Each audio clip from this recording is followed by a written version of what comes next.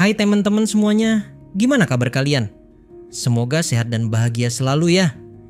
Kali ini Saka Movie akan ceritain Runway 34, mengisahkan tentang tragedi kecelakaan pesawat tragis di India.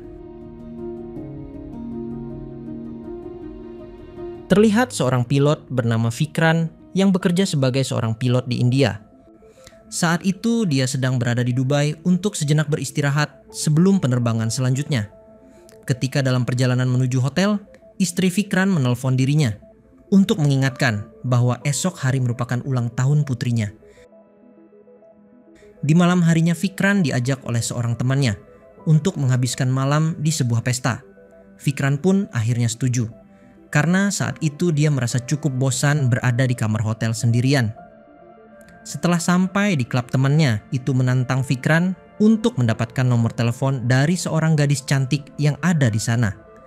Temannya itu juga tidak akan segan-segan memberikan imbalan yang sangat besar apabila Vikran dapat melakukannya. Pilot जमीन पे पैर रखेगा तो उड़ेगा कैसे? Karena itulah Vikran segera menghampiri wanita itu. Dan begitu terkejutnya teman Vikran yang melihat kalau dia dengan mudah dapat meminta nomor wanita itu, bahkan mengajaknya untuk minum bersama. Setelah selesai berpesta, Vikran segera kembali ke hotel. Dia segera beristirahat karena akan melakukan penerbangan di sore hari. Hampir saja Vikran terlambat untuk pergi ke bandara. Namun beruntungnya dia terbangun tepat waktu ketika mendengar panggilan dari istrinya. Dia pun segera mempersiapkan dirinya dan segera pergi ke bandara. Di sana Vikran beserta timnya mengadakan briefing terlebih dahulu. Saat itu Vikran akan ditemani oleh seorang co-pilot yang bernama Tania. Kemudian pihak maskapai mulai memberikan Vikran sebuah rincian penerbangan. Akan tetapi Vikran sama sekali tidak membacanya dengan benar, bahkan sampai membuat atasannya marah karena mereka menganggap kalau Vikran sangatlah ceroboh dan tidak memikirkan apa yang akan terjadi bila dia tidak teliti. Namun Vikran menepis semua pernyataan itu dan membuat mereka terkejut kalau nyatanya Vikran telah menghafal semua catatan itu dengan sangat cepat. Akhirnya mereka mulai mempersiapkan penerbangan dengan para penumpang yang mulai mengisi semua bangku di atas pesawat. Sebelum lepas landas, Vikran memberikan beberapa informasi dan menyapa para penumpang. Hingga akhirnya pesawat berangkat.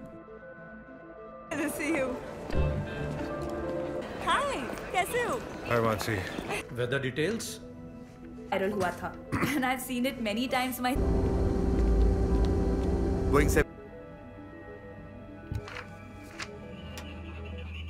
Kilo और पाउंड में डिफरेंस ऐसे होता है क्या? Sit back, relax, and enjoy the rest of it. Di tengah perjalanan Vikran meminta kepada Tania untuk menggantikannya sejenak karena dia ingin beristirahat sebentar untuk membuat rasa lelahnya sedikit berkurang. Sebelum itu, Tania sempat bertanya mengenai kesehatan Vikran. It's Albuquerque. Setelah itu, Vikran terbangun ketika dirinya mendengar alarm mesin pesawat. Dia pun segera mengatasi masalah itu. Lalu dirinya meminta kepada pramugari untuk membawakannya obat sakit kepala dan juga kue serta teh hangat. Setelah selesai meminum obat itu, Vikran kembali ke kursinya dan bertanya kepada Tania apakah ada sebuah masalah. Tania pun menjawab kalau semua berjalan lancar. Namun saat melanjutkan perjalanan, badai serta sambaran petir mulai turun di sana. Vikran yang melihatnya segera meminta kepada Tania untuk mengecek semua keadaan pesawat saat itu. Di sisi lain terlihat penjaga landasan yang sedang sakit dan memaksakan dirinya untuk bekerja. Lalu Tania memanggil penjaga itu untuk meminta izin landing di sana. Namun penjaga itu menjelaskan kalau kondisi landasan di sana sangat licin akibat hujan. Karena itulah dia meminta untuk berhati-hati saat landing nantinya. Tania pun segera menjelaskan semua itu kepada Vikran. Namun Vikran sangat yakin kalau mereka harus segera landing. ketika pesawat akan mendarat, penjaga itu sama sekali tidak dapat mereka hubungi, sehingga membuat mereka memilih memutar balik pesawat karena takut kalau terjadi sebuah kecelakaan nantinya. Karena itulah Tania menyarankan kepada Fikran untuk menuju ke tempat landasan berikutnya, walau harus menggunakan lebih banyak bahan bakar lagi. Namun Fikran mempunyai tujuan yang lebih dekat, yaitu pada sebuah landasan terdekat dari sana, sehingga dapat menghemat bahan bakar. Tania pun merasa kalau pilihan Fikran sangat beresiko, karena cuaca di landasan yang dia maksud tidak terlalu baik. Namun apa boleh buat, dia hanya bisa mengikuti keinginan dari Fikran saat itu. Kini semua keluarga penumpang merasa sangat khawatir, karena mereka telah melihat cuaca yang sangat buruk pada penerbangan pesawat Fikran itu. Begitu juga dengan para penumpang yang saat itu menjadi sangat marah dan mengajukan protes. Karena penerbangan mereka saat itu sangat tidak jelas arahnya dan sangat telat dari waktu yang telah ditentukan sebelumnya. Setelah itu, Fikran kembali mencoba mendarat di sebuah landasan bernama Trivandrum. Namun ternyata cuaca di landasan itu sangatlah buruk, sehingga membuat penjaga di landasan itu meminta kepada semua maskapai untuk tidak melakukan penerbangan sementara waktu. Karena itulah pihak penjaga bandara itu meminta kepada petugas lainnya untuk mengabarkannya kepada Fikran. Namun sialnya orang yang mendapatkan pesan itu malah sakit dan harus digantikan oleh orang lain, sehingga membuat pesan itu sama sekali tidak sampai kepada Fikran. Di sisi lain ada salah seorang penumpang yang menyadari kalau saat itu penerbangan mereka sedang dialihkan. Kemudian Fikran mengumumkan kalau kini penerbangan mereka akan beralih ke Trivandrum dan akan membuat keterlambatan. Namun semua itu membuat seseorang jurnalis tadi mengatakan bahwa cuaca yang buruk dan pekerja yang ceroboh akan menyebabkan sebuah bencana nantinya. Hal itu pun tentu saja membuat para penumpang lain menjadi sangat panik dan keadaan di sana mulai tidak kondusif. Karena itulah Fikran harus turun tangan saat itu agar membuat para penumpang dapat kembali kondusif. Fikran meminta kepada mereka semua agar lebih tenang, sebab bila mereka gaduh tidak akan memperbaiki keadaan dan malah akan memperkeruh semuanya. Pada nyatanya, Fikran juga sangat ingin segera pulang, dan semua yang telah terjadi sama sekali tidak dia inginkan. Di sisi lain, para pekerja di bandara Trivandrum terlihat sangat santai karena tidak akan pesawat yang lepas landas di sana. Namun tiba-tiba saja keadaan memburuk ketika mereka melihat bahwa cuaca saat itu menjadi semakin buruk. Ditambah lagi ada kontak dari Tania kepada mereka. Hal itu pun membuat mereka sangat terkejut karena mereka mengira kalau semua pesawat telah mendapatkan kabar sebelumnya bahwa di landasan mereka sedang mengalami cuaca yang sangat buruk. Namun ternyata Fikran dan krunya sama sekali tidak mendapatkan informasi itu, dan bahan bakarnya juga sangat menipis, sehingga tidak akan mungkin kalau mereka harus pindah ke landasan lainnya. Kini Fikran harus menenangkan Tania, karena saat itu Tania terlihat sangat ketakutan dengan keadaan yang sedang mereka alami. Dengan seiring waktu pesawat pun hampir mendarat di sana. Namun sialnya cuaca yang sangat buruk membuat Fikran harus kembali menerbangkan pesawatnya, karena bila dipaksa mendarat akan sangat beresiko mengalami kecelakaan.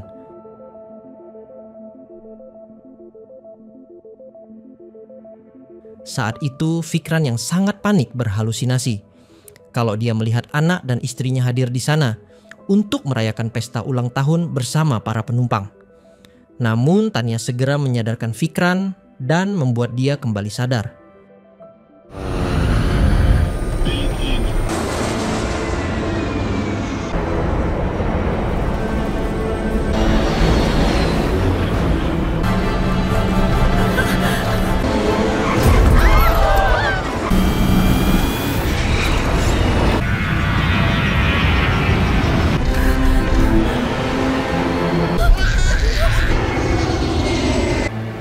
Crosswind बहुत तेज है।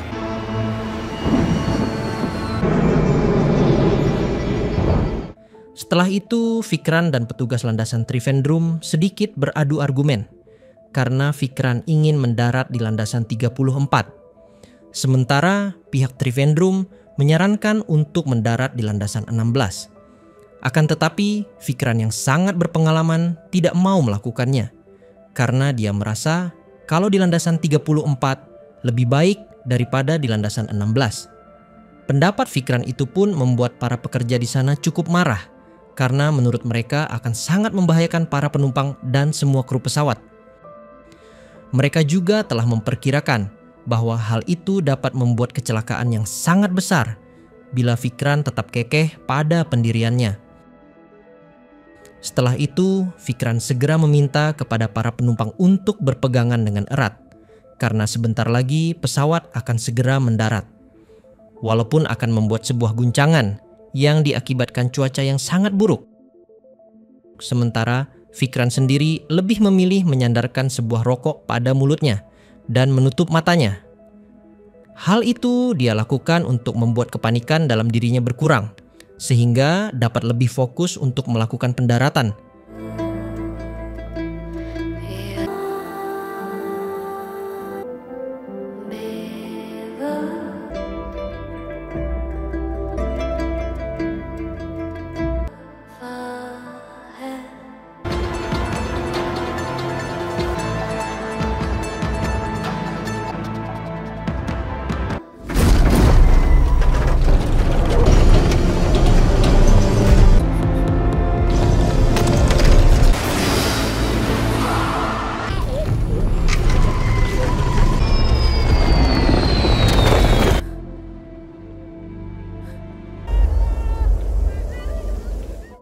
Pada akhirnya, pesawat itu dapat mendarat dengan selamat dan membuat semua penumpang histeris keluar dari sana. Mereka juga segera dievakuasi oleh para petugas bandara. Sementara, Vikran sendiri terlihat merenung setelah kejadian itu.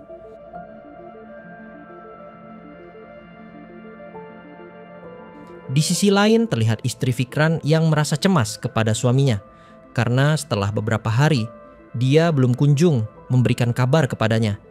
Karena itulah dia segera menghubungi salah satu kerabat Vikran. Setelah itu, Vikran harus dihadapkan dengan beberapa penyidik dan juga seorang petinggi dari maskapai itu. Hal itu terjadi karena mereka menganggap kalau Vikran hampir saja membuat reputasi maskapai mereka dalam sebuah masalah. Akhirnya penyelidikan itu dilakukan. Vikran pun menjelaskan kalau dirinya melakukan semua itu untuk menyelamatkan seluruh nyawa penumpang. Dan bila terlambat, mungkin kini dia telah tewas bersama para penumpang lainnya. Namun bukannya mendapatkan penghargaan, Vikran malah disudutkan oleh tim penyidik yang mengatakan bahwa telah ada seorang penumpang yang tewas akibat serangan jantung saat itu. Kini kasus Vikran telah masuk ke Biro Investigasi Penerbangan Internasional. Sementara Vikran sendiri menjadi termenung setelah dirinya mengetahui penumpang yang tewas itu. Akan tetapi, rekan Vikran mengatakan bahwa semua itu bukanlah salahnya, melainkan takdir bagi penumpang itu.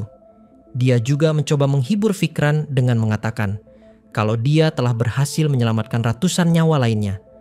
Dan hal itu adalah suatu keberhasilan yang sangat baik. Setelah itu, Vikran menjadi termenung kembali setelah anak dari penumpang yang tewas itu menghubunginya dan mengatakan kalau Vikran hanyalah seorang pemulung. Di sisi lain, para petugas penyidik mulai menemukan beberapa barang yang mencurigakan saat kejadian itu berlangsung. Kemudian, Vikran menemui istrinya dan meminta kepadanya untuk tidak terlalu mengkhawatirkan semua itu, karena dia akan menyelesaikannya dengan cepat. Namun tiba-tiba saja pihak penyidik menelponnya dan mengatakan bahwa sebentar lagi sidang untuk kasusnya akan segera dimulai. Penyidik itu juga meminta kepada Vikran untuk segera mempersiapkan dirinya. Dengan tenang Vikran menjawab kalau pihak yang menyembunyikan sesuatulah yang harus lebih bersiap-siap. Di sisi lain, pemilik maskapai itu terlihat sangat bahagia karena saat itu saham perusahaannya melesat naik setelah media banyak mengabarkan insiden itu. Namun, seketika dia menjadi serius setelah mengetahui kalau penyidik Vikran adalah Narayan, yang dia kenal sebagai seorang penyidik yang sangat jujur dan selalu menyelesaikan tugasnya dengan sangat baik. Hal itu akan membuat maskapai mereka dalam bahaya bila Narayan mampu mengungkap kalau Vikran tidaklah bersalah dalam insiden tersebut. Just keep it hot. Kini, Narayan mulai mendalami kasus itu dengan meminta rekaman kontak antara bandara licin dan pesawat Vikran. Namun, semua itu tidak kunjung dia dapatkan. Hal itu pun membuat dirinya segera memanggil pihak terkait untuk menjelaskan mengapa rekaman itu tak kunjung datang. Namun, pihak bandara malah mengelak kalau rekaman itu telah ditulis setiap 12 jam sekali dan mereka akan memperlihatkannya. Akan tetapi, Narayan sama sekali tidak mau melihat tulisan itu, melainkan sangat ingin untuk mendengar percakapan antara Vikran dan juga pihak bandara. Namun, tetap saja pihak bandara tidak dapat memberikan rekaman itu dan segera pergi dari sana. Di malam harinya, direktur maskapai itu menemui seseorang untuk meminta bantuan kepada dirinya agar dapat menyingkirkan Narayan yang sedang menyelidiki kasus Vikran. Akan tetapi, wanita itu tidak mau untuk membantunya karena dapat membuatnya dalam bahaya bila saja ada seseorang yang mengetahuinya. Di sisi lain terlihat sebuah media yang sedang mengadakan perdebatan mengenai kasus Vikran. Di sana ada pihak yang mendukung Vikran dan ada juga yang menyudutkan dirinya. Pada akhirnya, sidang pertama Vikran dimulai. Di sana Narayan menjelaskan kalau insiden kecelakaan itu sangat murni terjadi karena saat itu Vikran telah mengemudikan pesawat hampir 6 hari lebih. Hal itu pun tentu akan membuat setiap pilot kelelahan dan bisa membuat sebuah kecerobohan. Namun Vikran menyangkal semua itu karena dia merasa kalau sama sekali tidak melakukan kecerobohan. Dan apa yang dikatakan oleh Narayan hanya dilihat dari satu sisi saja. Karena itulah Narayan kembali memberikan bukti lainnya, yaitu botol aspirin yang sebelumnya telah Vikran konsumsi. Hal itu pun membuat Narayan meminta agar Vikran dipakaikan alat pendeteksi kebohongan. Vikran pun sama sekali tidak panik mendengar itu dan mampu menjawab semua pertanyaan dengan sangat baik ketika dirinya memakai alat tersebut hingga sidang saat itu ditutup dan akan dilanjutkan keesokan harinya. We will commence with the investigation. Setelah itu, Vikran disudutkan oleh para petinggi maskapai. Mereka meminta kepada Vikran untuk tidak menjawab apapun yang dapat membuat perusahaan mereka dalam bahaya. Namun Vikran tidak mau melakukan hal itu karena sudah terlalu lama para pilot dirugikan oleh kebijakan perusahaan. Hal itu membuat direktur maskapai mengancam Vikran. Kalau sampai terjadi sesuatu pada perusahaan, dirinya tidak akan segan-segan untuk membuat Vikran semakin terpuruk. Direktur itu juga menghasut Tania untuk membantu mereka memenangkan kasusnya dan akan memberikan apapun yang dia inginkan. Okay. Di keesokan harinya, sidang kedua dimulai. Saat itu Narayan mulai menanyakan beberapa hal kepada Tania. Tania pun mampu menjawabnya dengan baik. Namun Narayan terus memojokkan Tania dan membuat dirinya menjadi panik serta kebingungan untuk menjawab semua pertanyaan itu. Kemudian Tania menjelaskan kalau sebelum lepas landas mata Vikran terlihat sedikit merah. Ditambah lagi ada wanita yang di klub sebelumnya mengatakan kalau Vikran telah berpesta alkohol bersama teman-temannya. Vikran yang mendengar itu tidak menyangkalnya dan menjelaskan kalau dia telah beristirahat dari jam 6 pagi sampai jam 6 sore. Vikran juga menegaskan Claudia sama sekali tidak menyalahi aturan yang ada. Kemudian Narayan kembali bertanya kepada Vikran mengapa dirinya lebih memilih mendarat di landasan Trivandrum daripada di landasan Cochin. Vikran menjawab kalau dirinya melakukan itu karena penjaga landasan Cochin sama sekali tidak memberikan informasi saat itu, sehingga membuatnya memilih untuk mendarat di landasan Trivandrum. Akan tetapi Narayan tetap memojokkan Vikran yang dia anggap telah mempertaruhkan seluruh nyawa penumpang saat itu untuk melakukan keputusannya. Setelah itu, Tania membuat Vikran semakin terpojok. Ketika dirinya mengatakan bahwa Vikran telah melakukan pendaratan dengan mata tertutup. Pernyataan itu pun membuat Narayan menyimpulkan kalau saat itu Vikran masih dalam keadaan mabuk. Kemudian sidang saat itu pun ditunda dengan semua pernyataan yang membuat Fikran semakin terpojok. Setelah itu, Fikran segera mengajak istrinya untuk menemui anak dari korban penerbangannya saat itu. Karena dia tidak mau kalau sampai ada seseorang yang dendam kepada dirinya. मुझे बहुत गुस्सा आता था। Di keesokan harinya, sidang kembali dimulai. Hari itu Fikran menjelaskan kalau pendaratannya saat itu bukanlah sebuah pilihan, melainkan dia sangat sering melakukan pendaratan di landasan itu sebelumnya ketika dirinya menggunakan sebuah pesawat pribadi di sana. Akan tetapi, Narayan tidak terlalu menerima penjelasan Fikran dan menganggap perkataan itu hanyalah sebuah alasan. Namun, Fikran mencoba membela dirinya dengan meminta kepada Narayan untuk melakukan penerbangan simulasi dengan kondisi cuaca saat itu.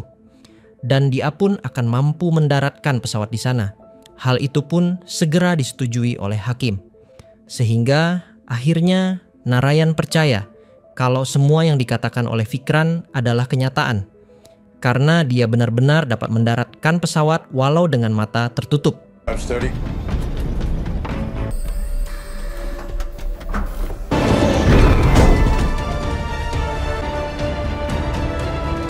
Fuel breaks up. Pada akhirnya hakim memutuskan kalau Fikran tidak seutuhnya bersalah dalam kejadian itu. Dan penjaga landasan Cochin akan diberhentikan karena mereka telah membuat kesalahan dengan tidak memberikan informasi kepada Fikran saat itu. Di luar ruang sidang, Fikran menemui Narayan. Dia bertanya kepadanya apa yang membuat Narayan memberikan hukuman ringan kepada Fikran, yaitu hanya sebuah sanksi dalam beberapa bulan saja. Narayan pun menjawab kalau dia tidak akan membiarkan pilot sehebat Fikran dipecat dan meminta maaf kepada Fikran kalau telah memojokkannya selama sidang berlangsung. Beberapa bulan setelah itu, Fikran terlihat sudah kembali bekerja. Kemudian ada seorang pramugari yang menghampiri dirinya. Pramugari itu mengatakan kalau dialah yang sudah meminum aspirin itu. Akan tetapi dia takut untuk mengakuinya karena tidak mau perusahaan memecatnya dan akan membuat anak serta keluarganya menderita. Fikran yang mendengarnya tidak marah sama sekali dan menganggap kalau semua itu adalah hal yang sangat wajar. Dia pun akhirnya segera kembali melakukan aktivitas seperti biasa.